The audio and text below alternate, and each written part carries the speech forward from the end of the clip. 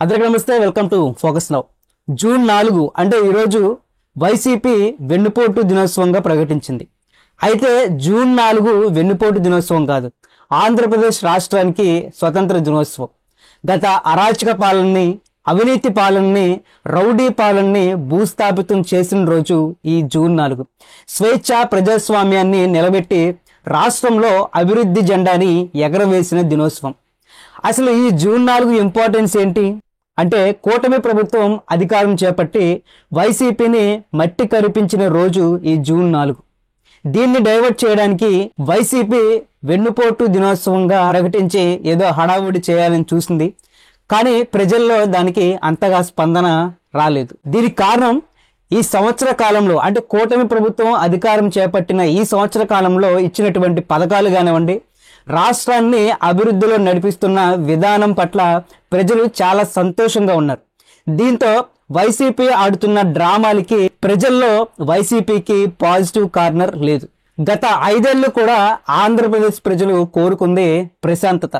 బీహార్ తరహా రాజకీయాలు, రౌడీయిజాలు, అరాచకాలు పెరుగుతున్న నాటి ఆంధ్రప్రదేశ్ని రక్తపాతంలో తడిపిన నాటి పాలన ఎప్పుడెప్పుడు పోతుందా అని ఎదురు చూసినటువంటి ప్రజలు, గిట్టుబాటు ధరలు లేక వెలిపించిన రైతులు, సరైన విద్యా విధానం లేక ఒత్తిడికి గురైన విద్యార్థులు, ఆరోగ్యం పాలయ్యి ప్రాణాలతో పోరాడుతున్న వారికి ప్రభుత్వ ఆసుపత్రిలో సరైన మెడిసిన్స్ లేక ప్రాణాలు పోయినటువంటి రోగులు, రోడ్లు, ఉపాధి, నిత్యావసర ధరల పెరుగుదల, చెత్త పన్ను, ఆ పన్ను అంటూ ఇలా ప్రజల్ని ఆనాడు అనేక ఇబ్బందులకి గురి చేసింది నాటి వైసీపీ ప్రభుత్వం.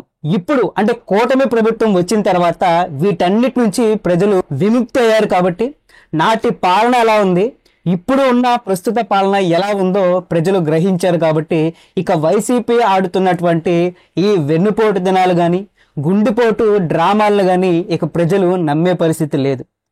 ఆనాడు భయంలో ఇంట్లో తాళాలు వేసుకొని ఉన్న ప్రజలు ఇప్పుడు స్వేచ్ఛగా రోడ్లపైన తిరుగుతూ వారి పని వాళ్ళు చేసుకుంటున్నారు.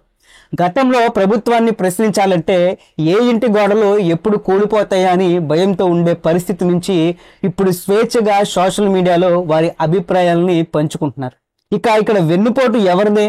వెన్నుపోటు అంటే గత 5 ఏళ్ల పాలనలో అమరావతి రైతులపై మీరు చేసింది ఏంటి? వాళ్ళ భూములు ఎక్కడ పోతాయో అని భయంతో నిరసనలు చేపడితే వాళ్ళకి కులం కార్డులు తగిలించి రాష్ట్ర రాజధాని అభివృద్ధి పడకుండా వెన్నుపోటు పొడిచిందెవరో? పోలవరం ప్రాజెక్టుని అసెంబ్లీ సాక్షిగా అపహాస్యం చేసి అది పూర్తవకుండా వెన్నుపోటు పొడిచిందెవరు? వాలంటీర్ల ద్వారా ఆంధ్రప్రదేశ్ రాష్ట్ర ప్రజల వ్యక్తిగత వివరాలని సేకరించి వైసీపేతరులకు పథకాలు అందకుండా వాళ్ళకి వెన్నుపోటు పొడిచిందెవరు? దళితులకి అన్యాయం చేసి వెన్నుపోటు పొడిచిందెవరు? కల్తీ మద్యాన్ని అమ్మి పేదల కుటుంబాలకి వెన్నుపోటు పొడిచిందెవరు? చదువు చెప్పాల్సిన టీచర్లతో బాత్రూంలు కడిగించి వారికి వెన్నుపోటు పొడిచిందెవరు?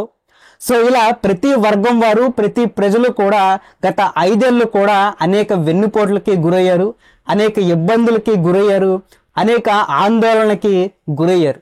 ఇప్పుడు వీరందరూ కూడా వాటన్నిటి నుంచి బయటపడి స్వతంత్రం వచ్చింది అని హ్యాపీగా ఉన్నారు.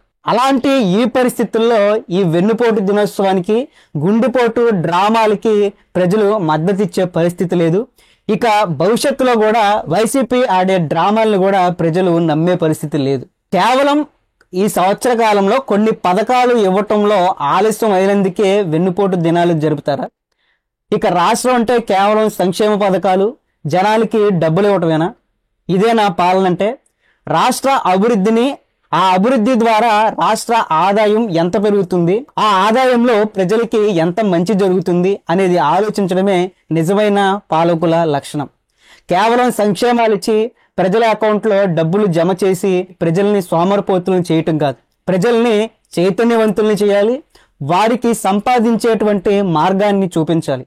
రాష్ట్రం ఎంత ముందుకు నడుస్తుంది, రాష్ట్ర ఆదాయం ఎలా పెరుగుతుంది, దాని ద్వారా ఫ్యూచర్లో వాళ్ళ పిల్లల భవిష్యత్తు ఎలా ఉండబోతుంది అని ఇప్పుడు ప్రజలు ఆలోచిస్తున్నారు. ప్రస్తుతానికి కూటమి ప్రభుత్వం, కూటమి పాలనకి, కూటమి చేస్తున్నటువంటి పనులకే ఇప్పుడు ప్రజల మద్దతు ఎక్కువగా ఉంది, ముఖ్యంగా యువతకి. వీటన్నిటిని డైవర్ట్ చేయాలని, లేకపోతే కూటమి ప్రభుత్వంపై బురద జల్లే కార్యక్రమాలు చేసినా ప్రజలు వాటిని నమ్మే పరిస్థితి లేదు. ఇది గ్రౌండ్ రిపోర్ట్.